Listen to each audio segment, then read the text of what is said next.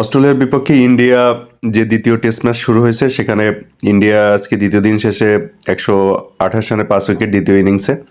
অবশ্যই তাদের পরিস্থিতি এখন একটু খারাপ দিকে বলা যাচ্ছে, কারণ ইন্ডিয়া ফার্স্ট ইনিংসে 180 রান করেছিল 10 উইকেটে।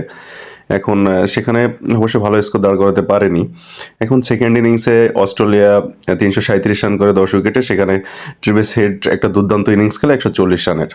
পরবর্তীতে সেখানে বুমরা 4 উইকেট, সিরাজ 4 উইকেট পেয়ে থাকেন এবং সেকেন্ড ইনিংসে এখন বর্তমানে ইন্ডিয়ার এই পরিস্থিতি দেখা যাচ্ছে 128 রানে 5 উইকেট, সেখানে জয়সওয়াল করছেন 24 রান এবং Shubman Gill 28 run, Rishabh punt 28 run করে এখনও অপরাজিত আছেন এবং নীতিশ রানা হচ্ছে 15 রান করেছেন। সব মিলিয়ে দেখা যাচ্ছে ইন্ডিয়া একটু ব্যাকফুটে আছে।